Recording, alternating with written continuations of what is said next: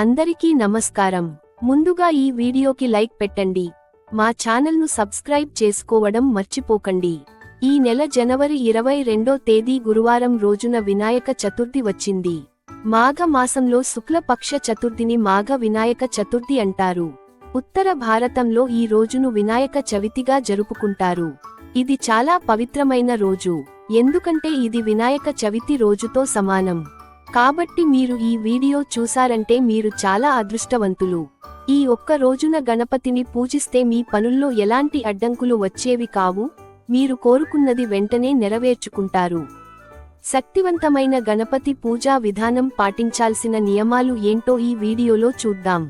ముందుగా ఈ వీడియోకి లైక్ పెట్టి ఓం నమః శివాయ అని కామెంట్ చేయండి.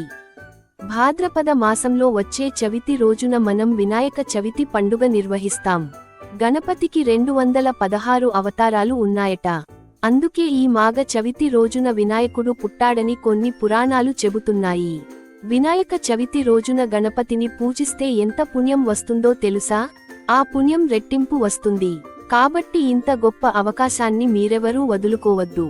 ఈ మాఘ వినాయక చవితిని మీరు తప్పకుండా జరుపుకోండి.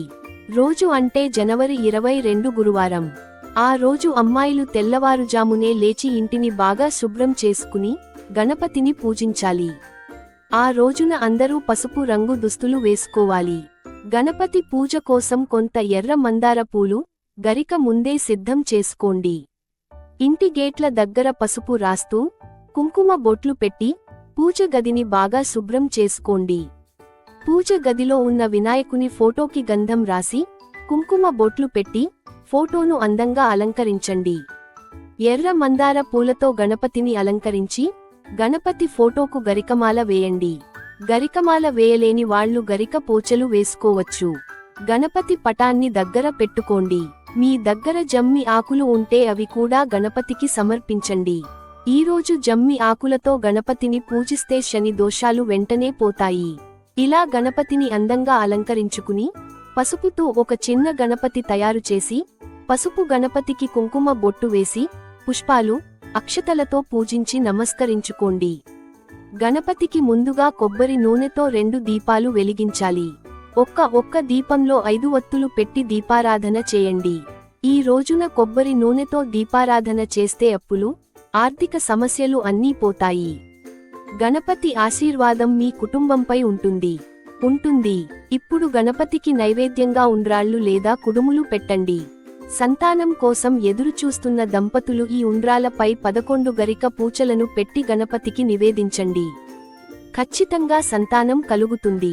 అలాగే గణపతి పూజలో తప్పకుండా ఒక రాగి కలసిన నీళ్లు పోసి ఆ నీటిలో 2 గరిక ఆకులు వేసి మీ పూజ గదిలో ఉంచండి. పూజ పూర్తయ్యాక ఈ నీటిని తీర్థంలాగా స్వీకరించండి. ఈ గరిక నీటిని తీర్థంలాగా తీసుకుంటే అనారోగ్య సమస్యలు పూర్తిగా తొలగిపోతోంది. మంచి ఆరోగ్యం వస్తుంది. ఇలాగే గణపతిని పూజిస్తూ ఓం గం గణపతయే నమః అనే మంత్రాన్ని 21 సార్లు జపించండి.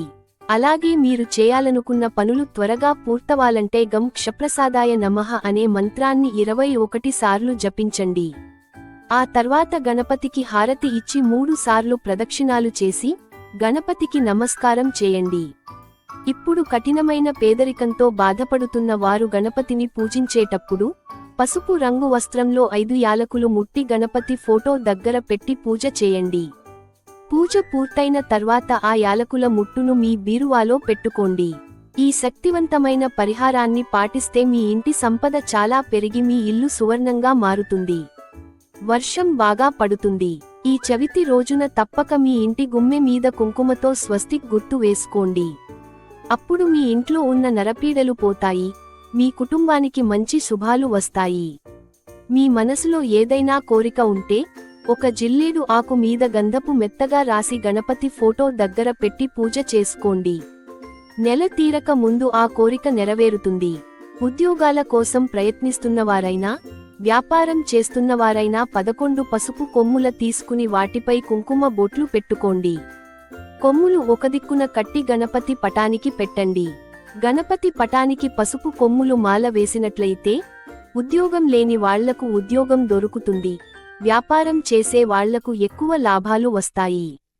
ఈ విధంగా ఇంట్లో పూజ చేసి దగ్గరలో ఉన్న గణపతి దేవాలయానికి వెళ్లి అక్కడ 5 సార్లు ప్రదక్షిణాలు చేసి గణపతి దేవాలయంలో కొబ్బరి చిప్ప మీద దీపం వెలిగించండి. ఎండు కొబ్బరి చిప్పలపై నువ్వుల నూనె చల్లి దీపం వెలిగించాలి. గణపతి ఆలయంలో కొబ్బరి చిప్పపై దీపం వెలిగిస్తే చాలా బలమైన ధన ఆకర్షణ జరుగుతుంది. మీ పనుల్లో ఎలాంటి ఆటంకాలు రాకుండా ఉంటాయి. బంగారం లాంటిది అవుతుంది. తెల్ల జిల్లేడు చెట్టు వేరులో గణపతి ఉంటాడంటూ. కాబట్టి ఈ వినాయక చవితి రోజున తెల్ల జిల్లేడు చెట్టుకు పసుపు కుంకుమ వేసి నమస్కారం చేస్తే ఆ గణపతి చాలా సంతోషించి వెంటనే ఒడిదుడుకైన సంపదలు ప్రసాదిస్తాడు. అలాగే ఆరోగ్య సమస్యలతో బాధపడేవారు జిల్లేడు చెట్టుకు పచ్చిపాలు పోసి 3 సార్లు చుట్టూ తిరగాలి. అక్కడ ఉన్న మట్టిని బొట్టిలా పెట్టుకోవాలి. ఇలా చేస్తే అన్ని ఆరోగ్య సమస్యలు పోతాయి. ఆయుష్షు సంపదలు అందుతాయి. ఈ చతుర్దిన రోజు తప్పకుండా ఏదైనా రాగి వస్తువును కొనుక్కుని మీ ఇంటికి తీసుకురండి. రోజుకి రాగి వస్తువు కొంటే డబ్బు పరంగా బాగా లాభం ఉంటుంది. అలాగే మీ భర్త ఆదాయం చాలా పెరిగి మీ ఇంటికి మంచి రోజులు రావాలంటే గణపతి ఆలయంలో గరికమాల పెట్టి గణపతికి నమస్కారం చేయండి. ఖచ్చితంగా మీ భర్త ఆదాయం పెరుగుతుంది. ముఖ్యంగా ఈ చతుర్థి రోజున ఎక్కడైనా దేవాలయంలో నువ్వులు దానం చేయండి. ఈ ఒక్కరోజు నువ్వులు దానం చేస్తే 1,000,000 సార్లు దానం చేసినట్టు పుణ్యఫలం వస్తుంది. మీ కోరికలు వెంటనే నెరవేరతాయి. ఇంకా చాలా ఇళ్లలో తరచుగా గొడవలు జరుగుతుంటాయి. డబ్బు సమస్యలు, ఆరోగ్య సమస్యలు కూడా ఉంటాయి. ఇలాంటివారు ఈ వినాయక చతుర్థి రోజున రోజూ ఎర్రటి దుస్తుల్లో రాళ్ల ఉప్పు 2 లవంగాలు వేసుకుని బాగట్టుకుని మీ ఇంటి గుమ్మకు వేలాడపండి.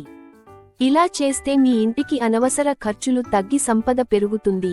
కుటుంబంలో సంతోషం, ఆరోగ్యం కలుగుతుంది.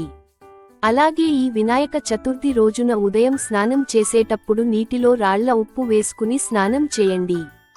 ఇది శని దోషాలు, రాహుకేతు దోషాలు తొలగిస్తుంది. మీ జాతకంలో అదృష్టం పెరుగుతుంది. అదేవిధంగా ఈ రోజున వినాయకుడితో పాటు శివుడిని కూడా పూజించండి. ఈ గురువారం ఉదయం ఉపవాసం చేసి సాయంత్రం మల్లె పూలతో శివుడికి పూజ చేయండి. పూజించి నువ్వులను భక్తితో సమర్పించి ఇంట్లో దీపారాధన చేయండి. అలా చేస్తే పెళ్లి కాలేదు ఉన్న వాళ్లకి పెళ్లి కలుగుతుంది. పెళ్లైన మహిళలకి మంచి సుఖసంతోషాలు వస్తాయి. అలాగే ఈ గురువారం సాయంత్రం సమయంలో ఒక గాజు గిన్నెలో రాళ్ల ఉప్పు నింపి దానిపై 2 ఎండుమిరపకాయలు పెట్టి మీ ఇంటి ఏదో ఒక మూలలో పెట్టండి. మరుసటి రోజు ఉదయాన్నే అంటే శుక్రవారం ఆ ఉప్పు తీసేసి ఎవరూ తిరగని ప్రదేశంలో పారేసేయండి. అలా చేస్తే మీ ఇంట్లో ఉన్న చెడు దురదృష్టం అంతా వెంటనే పోతుంది. తర్వాత మీ ఇంటికి మంచి రోజులు మొదలవుతాయి. ఇక గణపతికి చాలా ప్రీతి పడ్డవాటిలో ఎర్ర మందార పూలు ఒకటి కాబట్టే ఈ వినాయక చవితి రోజున గణపతి ఆలయంలో ఎర్ర మందార పూలు పెట్టి గణపతికి నమస్కారం చేయండి. గణపతి ఆశీస్సుతో మీ అన్ని కష్టాలు తక్షణమే తీరిపోతాయి. అలాగే ఈ గురువారం సాయంత్రం కర్పూరం మీద నువ్వులు వేసి ఆ కర్పూరంతో గణపతికి హారతి ఇచ్చి మీ ఇంట్లో మొత్తం కర్పూరం పొగ వేసుకోండి.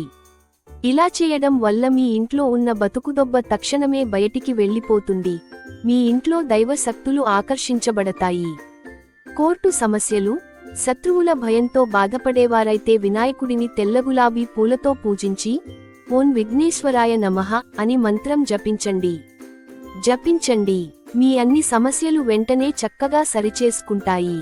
ఇలాగే గణపతిని పూజించి చిన్న చిన్న పరిహారాలు చేస్తుంటే పెద్ద లాభాలు వస్తాయి. ఈ వీడియో మీకోసమైతే లైక్ చేసి సబ్స్క్రైబ్ చేయండి.